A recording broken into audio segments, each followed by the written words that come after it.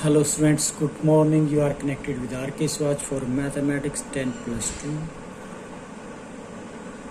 This is the solution of exercise 4th of chapter vector. Question number 6. Find the unit vector in the direction of vector PQ. Where P and Q are the points 1, 2, 3 and 4, 5, 6 respectively. क्या निकालना है? Unit vector निकालना है. किसके direction में निकालना है? Vector P Q के डायरेक्शन में निकालना है. पी और क्यू की कोऑर्डिनेट्स दे रखे हों. तो सबसे पहले तो हम वेक्टर पी क्यू का पता लगाएंगे क्योंकि कोऑर्डिनेट्स दे रखे हैं. तो लिखते हैं vector P Q is equal to x2 minus x1 i cap plus y2 minus y1 j cap plus z2 minus z1 k cap के अकॉर्डिंग मैंने वैल्यू डाल दी. अगर 1, 2, 3 को x1 y1 z1 बोलूँ, 4, 5, 6 को x2 y2 z2 बोलूँ. Value रखने के बाद मेरे को मिला 3 I cap plus 3 j cap plus 3 के कैप. 3 कॉमन लेकर आई जे के प्लस के अंदर डालकर कैप इस तरीके से भी लिख सकते हैं आप. अब मैं निकालता हूँ magnitude of vector P Q. तो क्या होता है? Root of 3 square plus root of 3 square plus root of 3 square जो कि 27 का रूट आप लिख सकते हो 3√3. ये आया magnitude of vector P Q. But उसने तो यूनिट वेक्टर मांग रखा था पी क्यू का. तो यूनिट वेक्टर कैसे निकालते हैं? The unit vector in the direction of vector P Q is की क्या होता है? P Q cap. ये हो जाएगा यूनिट वेक्टर, यानी कि वेक्टर पी क्यू अपॉन में magnitude of vector P Q. तो उसके अकॉर्डिंग पी क्यू वेक्टर ऊपर रखा, पी क्यू का मैग्नीट्यूड वेक्टर का नीचे डाल दिया. तो 3 से 3 कैंसिल होने के बाद 1/√3 आई कैप प्लस 1/3 जे कैप प्लस 1/√3 के कैप लिख सकते हो. वरना 1/√3 इंटू आई cap plus j cap plus K cap लिखना भी काफ़ी है. 7th. Find a unit vector parallel to the sum of the vector 3 I cap minus 2 j cap plus k cap and minus 2 I cap plus j cap minus 3 k cap. एक unit vector पता लगाना है parallel to the sum of the vector. इन दोनों का सम करेंगे तो एक नया वेक्टर आएगा. उनके पैरेलल, उस वेक्टर के पैरेलल एक वेक्टर हमें चाहिए. तो सबसे पहले इन दोनों का सम करेंगे. उसके बाद उसका मैग्नीट्यूड भी निकालेंगे और उसको उस वेक्टर के सम को उसके मैग्नीट्यूड से डिवाइड कर देंगे. यूनिट वेक्टर निकलाएगा. और सेकंड पार्ट में find the unit vector in the direction of the sum of the vector this and this. यहाँ पर भी vector A plus vector B पता लगाएंगे. वो आने के बाद उसका मैग्नीट्यूड का पता लगाएंगे vector A plus vector B का. और vector A plus vector B को डिवाइड में डाल देंगे magnitude of vector A plus vector B. वो हमारा आंसर रहने वाला है. तो देखिएगा फर्स्ट पार्ट को लेकर चलते हैं. वेक्टर ए अगर मैं इसको लेट कर लूँ तो वेक्टर बी ये हो जाता है, मान लिया मैंने. देन देयर सम क्या हो जाएगा? Vector A plus vector B, दोनों को ऐड कर दिया. आई कैप में आई कैप ऐड कर देंगे, जे कैप में जे कैप, के कैप में के कैप ऐड करने के बाद मिलेगा आई कैप माइनस जे कैप माइनस 2 के कैप रह जाएगा. अगर उसका मैग्नीट्यूड निकालते हैं vector A plus vector B का तो वो बनेगा, एक्चुअल में वो फार्मूला क्या रहेगा यहाँ पर अगर हम लिखने की कोशिश करें.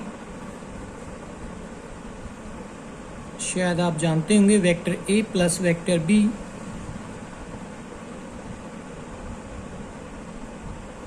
का मैग्नीट्यूड.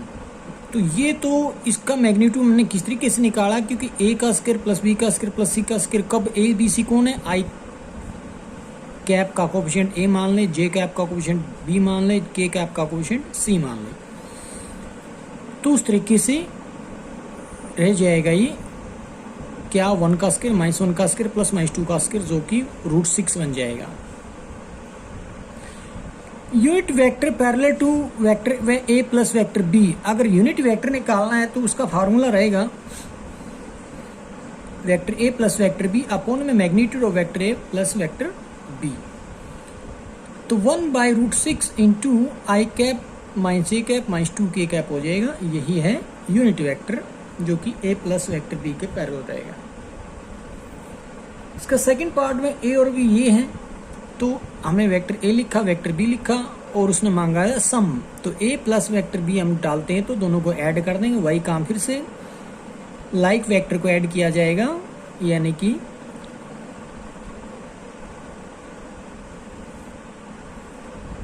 आई कैप में आई कैप, जे कैप में जे कैप, के कैप में के कैप ऐड करने के बाद 4i cap plus 3j cap minus 2k cap बचता है और वहाँ पर उसका मैग्नीट्यूड निकालते हैं। तो आर, अगर मैं वेक्टर इसको बोलता हूँ, किसको बोलता हूँ, सम ऑफ टू वेक्टर यानी कि vector A plus vector B को आर वेक्टर बोलूँ, तो आर वेक्टर का मैग्नीट्यूड रहेगा root of 4 square plus 3 square minus 2 का स्क्वायर।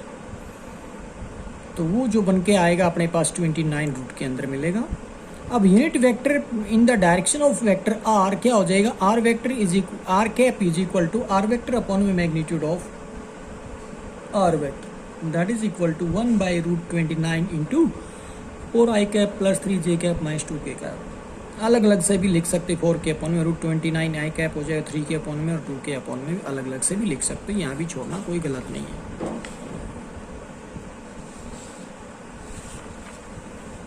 नेक्स्ट 8th,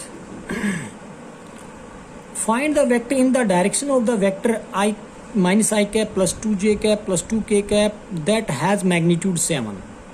क्या कहा, एक यूनिट वेक्टर का पता लगाना है, एक तरीके से यूं भी कह सकते हो, क्योंकि पूछा ना फाइंड, आप कहोगे यूनिट लिखा तो नहीं, find the vector in the direction, तो इसी के डायरेक्शन में अगर वेक्टर निकालना, तो कहने का मतलब वही है कि यूनिट वेक्टर निकालना, मतलब इस वेक्टर के अपॉन में इसका मैग्नीट्यूड डाल देंगे तो इसके डायरेक्शन में एक वेक्टर का पता लग जाएगा, जिसका मैग्नीट्यूड 7 है तो बाद में उसको 7 से मल्टीप्लाई कर देंगे। जैसे कि अगर मैं इसको वेक्टर ए बोलूं, तो unit vector in the direction of the given vector A is क्या हो जाएगा, A cap is equal to vector A upon में मैग्नीट्यूड ऑफ ए वेक्टर। तो ये फार्मूला बन जाता है। तो वेक्टर ए को ऊपर रखा, नीचे उसका मैग्नीट्यूड निकाला, जानते होंगे मैग्नीट्यूड कैसे होता है, तो रूट ऑफ डाल देंगे आई कैप का कोफिशिएंट का स्क्वायर प्लस जे कैप के कोफिशिएंट का स्क्वायर प्लस के कैप के कोफिशिएंट का स्क्वायर। तो वो जो है रूट बनने के बाद फिर क्या हो जाता है, नीचे बन गया रूट 9, ऊपर वही है, और 9 का रूट होता है 3, 1/3 इंटू आई कैप नेगेटिव में plus 2j cap plus 2k cap as it is रख सकते हो। बट उसने तो मांगा था जिसका मैग्नीट्यूड 7 हो, तो अब इसको आप 7 से मल्टीप्लाई कर दें, जैसे कि hence the vector in the direction of vector A, वो हम निकाल चुके हैं, ये है हैवी मैग्नीट्यूड 7, क्या साथ में ऐड कर दिया, हैवी मैग्नीट्यूड 7, जिसका मैग्नीट्यूड 7 हो, तो 7 से मल्टीप्लाई करूंगा तो 7/3 इंटू आई कैप नेगेटिव में plus 2j cap plus 2k cap. Next, find a unit vector in the direction of the vector A minus 2b vector plus 3c vector if vector A is equal to I cap plus J cap and vector B is equal to J cap plus K cap and vector C is equal to J I cap plus K cap। एक part और है इसका, second, ए vector दिया गया है, B vector दिया गया है, सी वेक्टर दिया गया है, और क्या कहा, find a unit vector parallel to the vector 2a vector minus B vector plus 3c vector.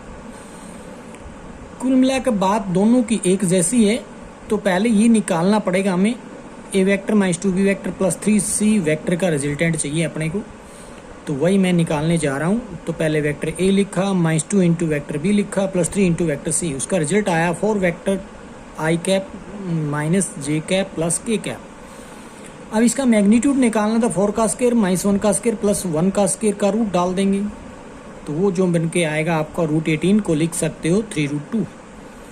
Hence unit vector in the direction of the vector A vector minus 2b vector plus 3c vector is equal to, तो उसी vector के upon में उसका magnitude डाल दिया, जो कि 3√2 upon में डाल दिया इसके, तो इसके अपॉन में डालेंगे तो क्या बन जाएगा, unit vector in the direction of vector this. Similarly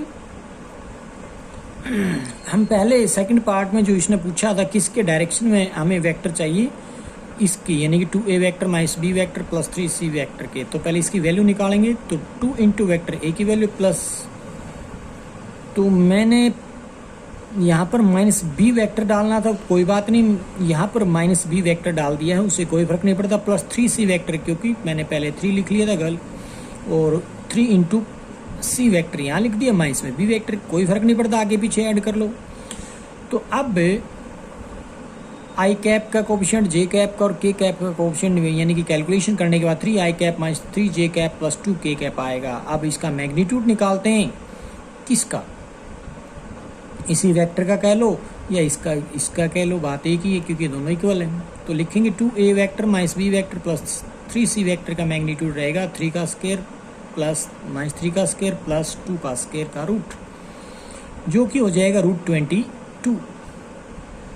Hence unit vector parallel to vector 2a minus vector b plus 3c vector is उसी के अपॉन में उसका मैग्नीट्यूड डाल देंगे तो दिस वेक्टर डिवाइडेड बाई √22, यही आंसर हो जाएगा।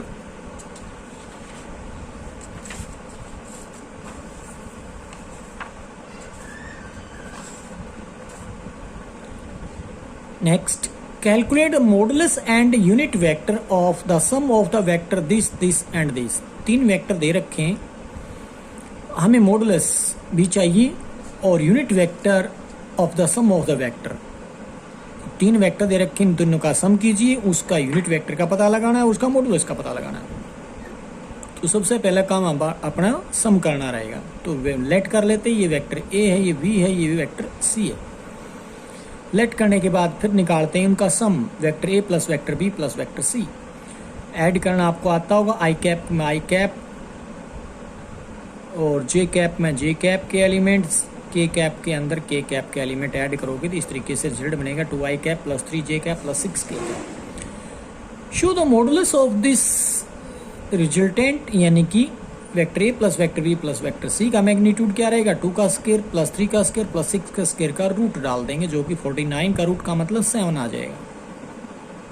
ये तो रहा एक आंसर, यानी कि मॉडुलस की बात करें। फिर कहता है यूनिट वेक्टर भी पता लगाइए इसके सम का। तो सम हम कर चुके हैं, ये आ चुका है, इसका मैग्नीट्यूड भी निकाल चुके हैं। इसका यूनिट वेक्टर निकालने, इसी को इसके मैग्नीट्यूड से डिवाइड कर दो, तो this vector divided by 7, that is the unit vector in the direction of vector A plus vector B plus vector C. Answer आ चुका है। Write the direction ratio of vector I cap plus 2j cap plus 3k cap and hence find its direction cosines. तो direction ratio का पता लगाना है इस vector की। अब डायरेक्शन रेशियो क्या होते हैं, डायरेक्शन कोसाइन क्या होते हैं, ये पीछे भी हम एक बारी डिस्कस कर चुके हैं। तो आई कैप का coefficient of I cap, J cap, के कैप के कोफिशिएंट को हम क्या बोलते हैं, डायरेक्शन रेशियो। और अगर डायरेक्शन कोसाइन की बात करूं तो उन डायरेक्शन रेशियो को उन्हीं के स्क्वायर के सम के रूट से डिवाइड कर दे तो डायरेक्शन कोसाइन आ जाते हैं। जैसे कि वेक्टर ए मान लेते हैं, ये दिया गया है, तो direction ratio of vector A are क्या हो जाएगा, 1 2 3 कोमा के साथ सेपरेट करके इस तरीके से लिख सकते हैं। Unit vector along vector A, सबसे पहले क्या निकाला, यूनिट वेक्टर। तो यूनिट वेक्टर निकालने का क्या मकसद है, आप कहोगे यूनिट वेक्टर तो पूछा ही नहीं, तो डायरेक्शन कोसाइन तो पूछे है ना। तो इसी तरीके से डायरेक्शन कोसाइन, यहाँ अगर मैं पीछे बात करूँ तो यूनिट वेक्टर इसी को बोल देंगे 2/7, 3/7, 6/7, इसके डायरेक्शन कोसाइन थे, तो उसके लिए हमें जरूरत पड़ता है यूनिट वेक्टर निकालना। अभी तो बोल रहा था मैं उस वेक्टर को के अपॉन में उसका मैग्नीट्यूड डाल देते हैं। तो मैग्नीट्यूड निकाल चुके हैं, नहीं निकाला है अभी, इसका निकाला था अभी, इससे 11th का नहीं निकाला। तो 1 का स्क्वायर प्लस 2 का स्क्वायर प्लस 3 का स्क्वायर का रूट निकालेंगे तो क्या बन जाएगा, √19, नहीं √14, √14। तो वेक्टर के अपॉन में डाल देंगे तो वो जो बनेगा एक यूनिट वेक्टर आ चुका है। तो अब आई कैप, जे कैप और के कैप के कोफिशिएंट को डायरेक्शन कोसाइन बोल सकते हैं। Thus the direction cosines of vector A are 1/√14, 2/√14, 3/√14। इस तरीके से आप लिख देंगे डायरेक्शन कोसाइंस को। नेक्स्ट है show that the vector 2i cap minus 3j cap plus 4k cap and minus 4i cap plus 6j cap minus 8k cap are collinear. क्या show करना है, 2 वेक्टर्स आर कोलिनियर। अब 2 vector collinear कैसे होते हैं ये आपको पता होना चाहिए प्रॉपर्टी का। 2 वेक्टर को पैरेलल शो कर दो मतलब, और vector A B is to vector B C, lambda B C के अकॉर्डिंग वहां पैरेलल बोलोगे, एक पॉइंट कॉमन होगा तो कोलिनियर हो जाएंगे। उसके अकॉर्डिंग हम चलते हैं तो vector A is this and B is vector this, तो इसको वेक्टर ए बोल दिया, इसको वेक्टर बी बोल दिया। अब वेक्टर बी में थोड़ा सा हम मॉडिफिकेशन करते हैं तो वेक्टर ए की कुछ टाइम आ जाएगा वो, जैसे कि यहां से अगर मैं वेक्टर बी में से वेक्टर बी को दोबारा लिखा, वेक्टर बी में से -2 कॉमन ले रहा हूं तो क्या बनेगा, -2 × 2i cap minus 3j cap plus 4k cap. अगर आप ध्यान से देखें 2i cap minus 3j cap plus 4k cap यही तो था वेक्टर ए, इसकी जगह वेक्टर ए लिख देंगे, यानी कि वेक्टर बी किसके इक्वल है, -2 टाइम ऑफ वेक्टर ए। अब कोई वेक्टर दूसरे वेक्टर का कोई मल्टीपल है तो हम कह सकते हैं कि वो दोनों वेक्टर पैरेलल हो सकते हैं या फिर वो कोलिनियर हो सकते हैं। तब कोलिनियर कब होंगे? जब उनमें कोई कॉमन पॉइंट आएगा। अब कहोगे इसमें कॉमन पॉइंट होने का मतलब क्या है? तो यहाँ पर देखोगे vector A and vector B have same line supports. तो वेक्टर ए और बी सेम लाइन स्पॉट कैसे आ रहे हैं? यहाँ देखोगे वेक्टर ए है, ये वेक्टर ये भी तो ए है ना, तो कहने का मतलब बी जो ना ए का -2 टाइम है, इसको बोलते हैं vector A and B have the same line of supports, मतलब पैरेलल हुए इन। तो इसमें हम यहाँ देखते हैं कि hence vector A and vector B are collinear. तो दो वेक्टर दे रखे थे, हमने पॉइंट्स के अकॉर्डिंग करते तो कॉमन पॉइंट चाहिए होता। अब पॉइंट का काम नहीं लेकर जा रहे हम। अब वेक्टर दे रखे हैं तो वेक्टर के अंदर हम क्या बोल देंगे? Vector A is equal to lambda vector B. ऐसे शो करने के फिर हम बोल देंगे कि वो पैरेलल है, पैरेलल होने के नाते वो कोलिनियर हो जाएंगे।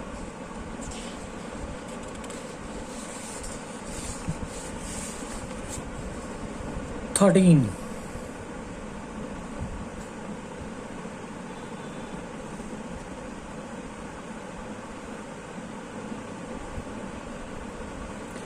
Prove that the following points are collinear.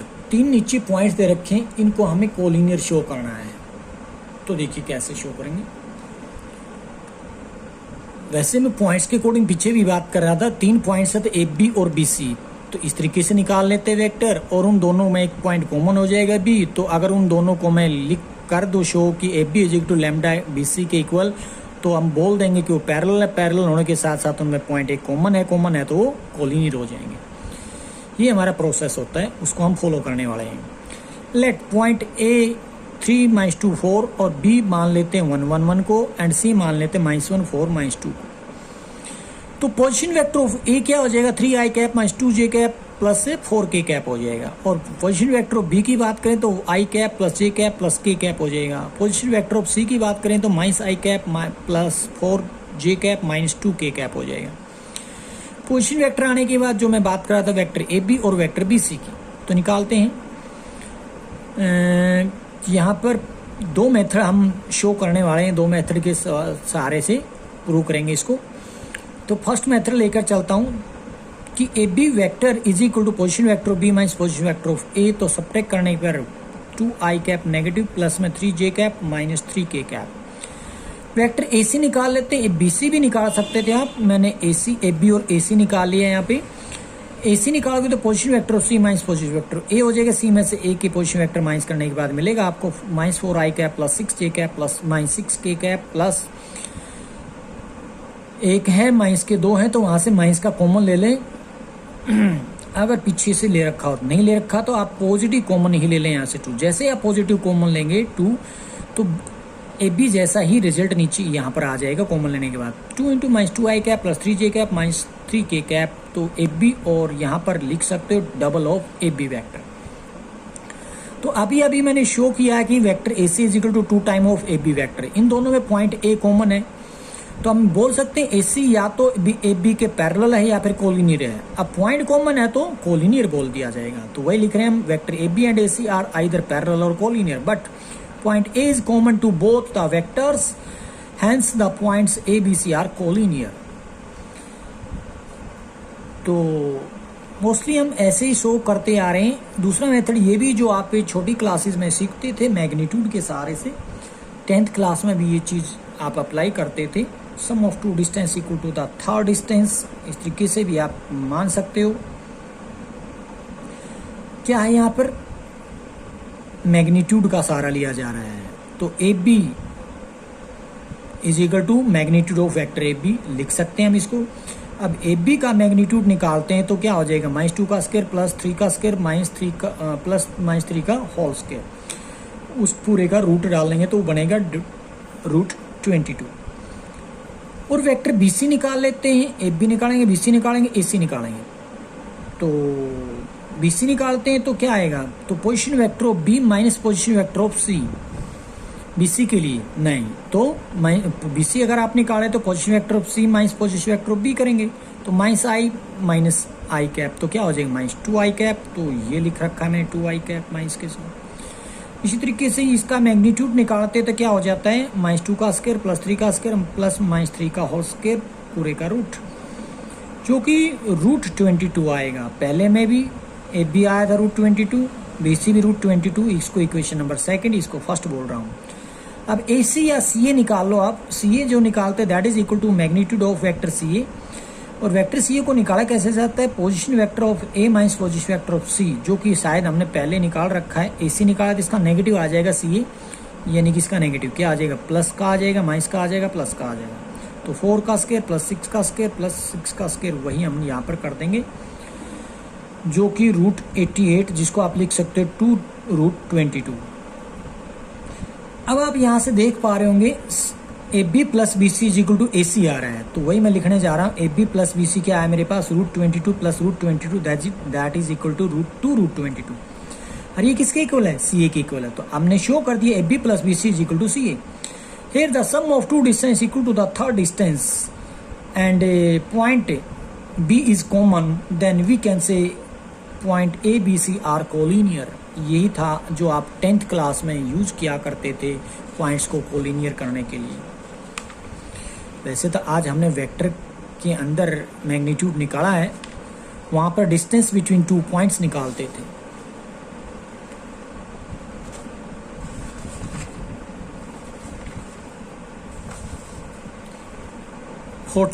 If vector A is equal to this, vector B is equal to this, vector C is equal to this, are the position vector of 3 points A, B, C। तो A का position vector A दे दिया, B point का position vector B दे दिया, C point का position vector C vector दे दिया स्मॉल में। Prove that point A, B, C are collinear.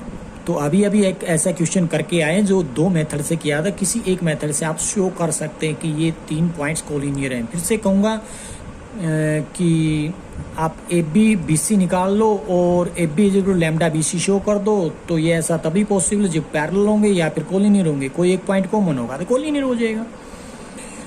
तो vector A B is equal to position vector of B minus position vector of A, that is equal to क्या हो जाएगा, position vector of B मैंने यहाँ लिखा, position vector ए मैंने यहाँ लिखा, उसमें से माइनस करते तो i minus i cap plus j cap plus 2 के कैप आएगा। Vector B C is equal to position vector of C minus position vector of B होता है। तो उस तरीके से हम इनको सबट्रैक्ट करते थे, मेरे को फिर से मिलता है 2 आई cap minus 2 J cap minus 4 k cap. इन सब में से अगर मैं माइनस 2 कॉमन ले लूँ तो minus i cap in plus j cap plus 2 के कैप, जो कि आप देख पा रहे होंगे ए बी ही है ये, तो इसको लिख दूंगा माइनस 2 ए बी। आगे चल के मैंने लिख दिया B C vector is equal to minus 2 time of vector A B. तो वही तो है, B C vector is equal to lambda A B की फॉर्म में ला दिया। बी इनका कॉमन पॉइंट है, तो इसका मतलब यहाँ पर लिखेंगे पहले 10 A vector A B and B C are parallel, but B is a common point between A vector A B and B C, hence the points A B C are collinear. 15 the position vector of A B C are, A के position vector, B के position, C के position, show that A B C are collinear. तो बार बार एक ही question repeat हो रहा है, अभी भी कोलिनियर शो करना है 3 पॉइंट्स को। वही अगर मैं इसको ए कहूँ, इसको बी कहूँ, इसको सी कहूँ, तो लिख दूंगा A B is equal to lambda B C के अकॉर्डिंग, और कह दूंगा कि बी उनका कॉमन पॉइंट है, तो उस तरीके से बोला जा सकता है। वही काम यहाँ पे मैंने किया है, A B vector is equal to position vector B minus position vector A, subtract करने पर i cap minus 3 j cap plus 2 के कैप आ रहा है। वेक्टर बी सी निकालते तो position vector of C minus position vector B, इनको subtract करने पर रिजल्ट मिलेगा मेरे को माइनस 2 आई कैप प्लस 6 जे कैप माइनस 4 के कैप। उस सब में से माइनस 2 कॉमन अगर मैं ले लेता हूँ, आई cap minus 3 j cap plus 2 के कैप आ रहा है, जो कि ए बी के इक्वल है, तो इसका मतलब माइनस 2 ए बी आप इसको लिख सकते हो। तो मैंने प्रूव कर दिया कि vector B C is equal to minus 2 time of vector A B. तो 10 vector A B and B C are parallel, but B point इन दोनों में क्या है, कॉमन है। B point is a common point between A B vector and B C vector, hence the points A B C are collinear.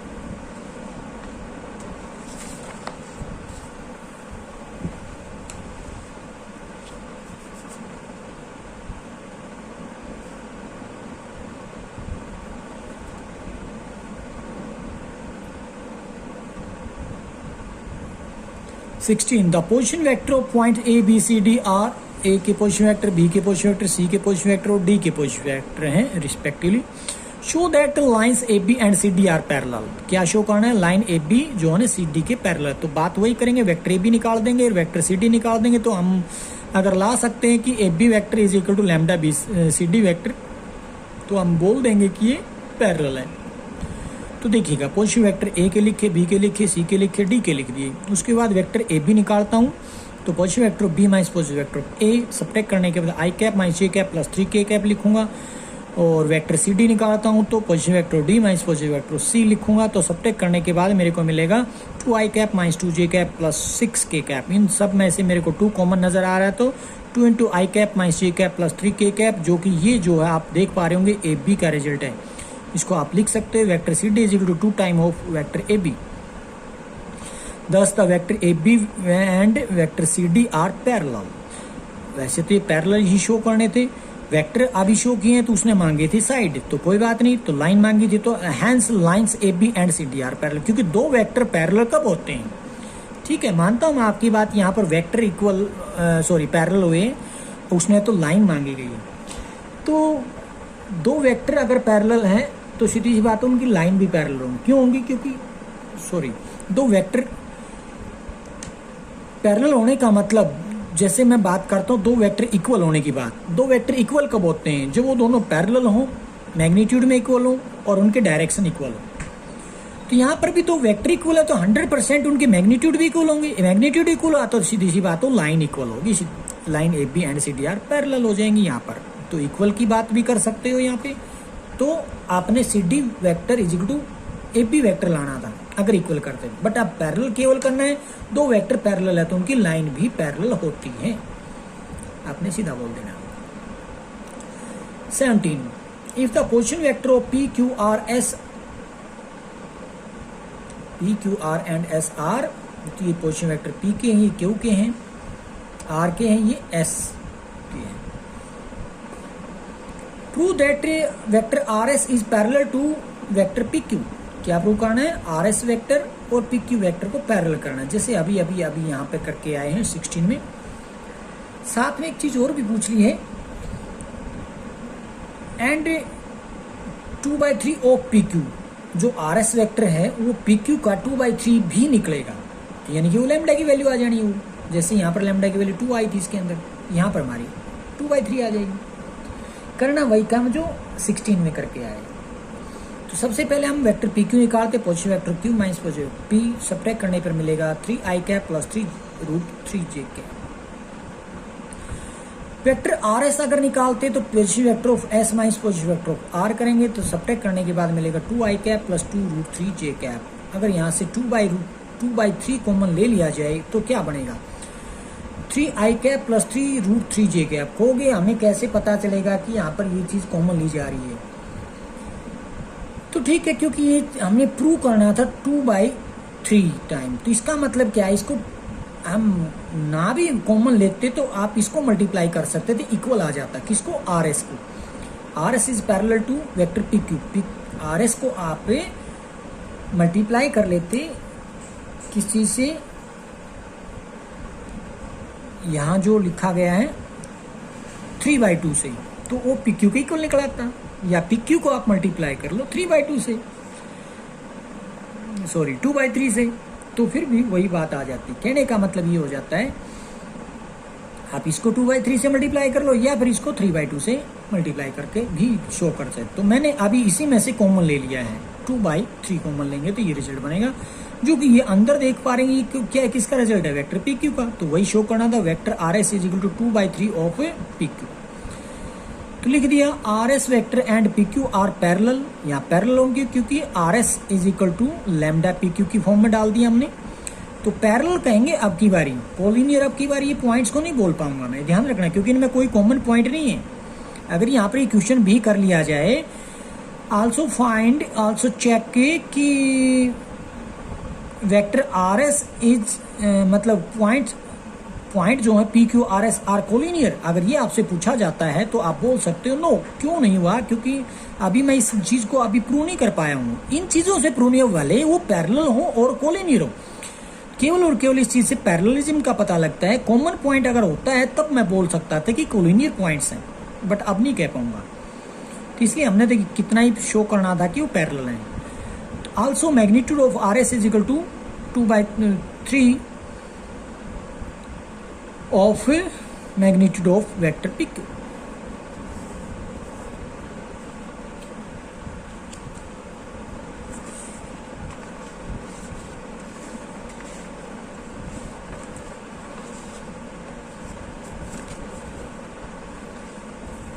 18th,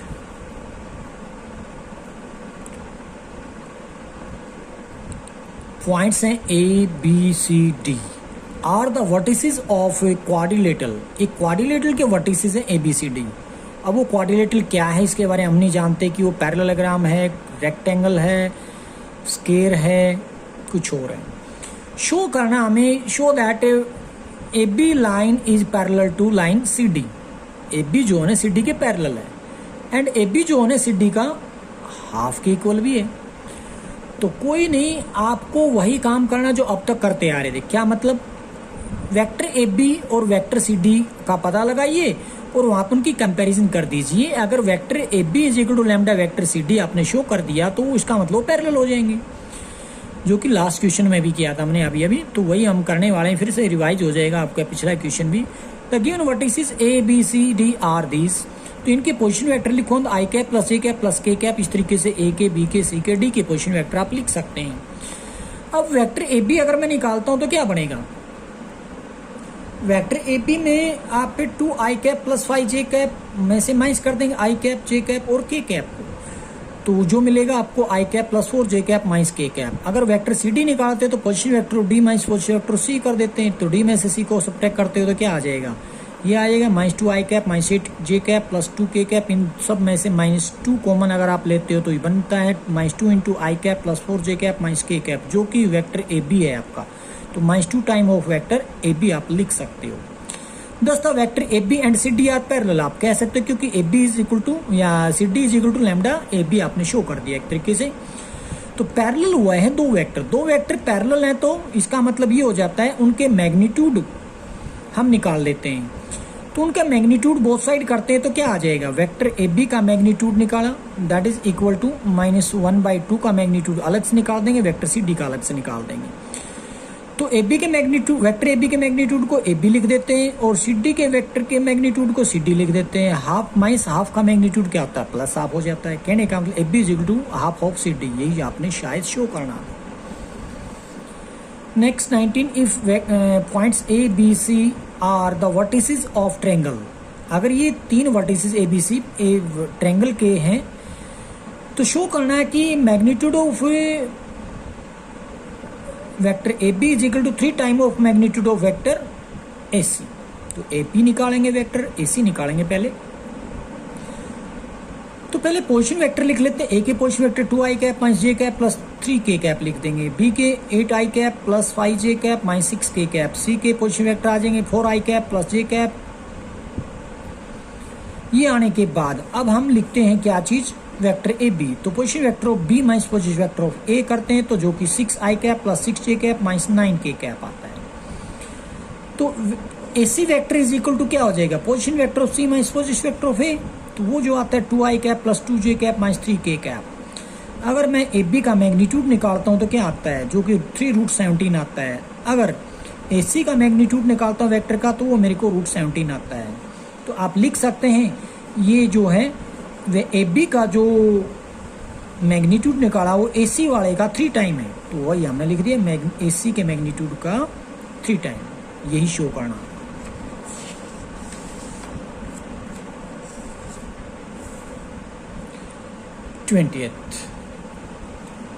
A, B, C are the 3 points. Find F point D such that magnitude of vector AB is half of the magnitude of vector CD and show कीजिए AB is parallel to CD. Sorry show नहीं, ये such that का मतलब given है ये चीजें, ये 2 चीजें दे रखी तो हमें क्या निकालना है, एक 4th पॉइंट का पता लगाना है। ठीक है, तो मैग्नीट्यूड AB का वेक्टर का half of magnitude vector CD दे रखा है और AB पैरेलल टू CD दिया गया है। तो गिवन पॉइंट्स दे रखे ABCD, D हमने लेट कर लिया XYZ है जो कि रिक्वायर्ड पॉइंट रहेगा। तो पोजीशन वेक्टर क्या हो जाएंगे, 2 आई cap plus A cap plus 3 के कैप, इस तरीके से हो जाएंगे। ए के, बी के, सी के और डी के हो जाएंगे एक्स आई कैप, वाई जे कैप प्लस जेड के कैप। पहले वेक्टर ए बी निकालते हैं क्योंकि हमें ए बी और सी डी की जरूरत पड़ेगी। तो ए बी निकालने पोजीशन को बी में से ए के पोजीशन वेक्टर माइनस कराते ये आया -4 J cap plus K cap. सी डी वेक्टर निकालते तो पोजीशन डी में से सी के पोजीशन वेक्टर माइनस करते हैं तो क्या आ रहा है x plus 1 I cap plus Y minus 2 J cap plus Z minus 7 into K cap. अब ये गिवन है, क्या गिवन है कि वेक्टर ए बी का magnitude half of the magnitude of C D vector. तो हमने and A B is parallel to C D. तो सबसे पहले तो इस हाफ वाले की कहानी हम यहाँ पर लिखते हैं। ये ए बी के मैग्नीट्यूड वेक्टर ए बी के मैग्नीट्यूड की बात करेंगे और यहाँ पर सी डी वेक्टर के मैग्नीट्यूड की बात करेंगे। तो वो क्या हो जाता है, तो यानी कि A B is equal to half of C D बोल सकते हैं उसको, वेक्टर को अगर हटाते हैं तो उस केस में आप यहाँ कंपैरिजन करेंगे तो क्या बनेगा आपके पास, तो x प्लस 1 आई कैप यानी कि बाई में 2b है, आई कैप का कोफिशिएंट x प्लस 1 बाई 2 है, तो यहाँ i का कोफिशिएंट कौन है, 0 है, तो है ही नहीं तो 0 है, तो इसका मतलब इसके इक्वल टू 0 रख देंगे। y माइनस 2 बाई 2 के इक्वल में रखोगे -4 और यहाँ z माइनस 7 के बाई 2 के इक्वल में रखोगे 1, तो वहाँ से x y z की वैल्यू निकाल ली जाएगी। यही हमें पता लगाना था d के कोऑर्डिनेट्स।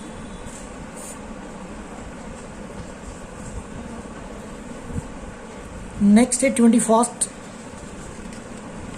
तो जो कि ये हम नेक्स्ट लेक्चर में करते हैं। तब तक के लिए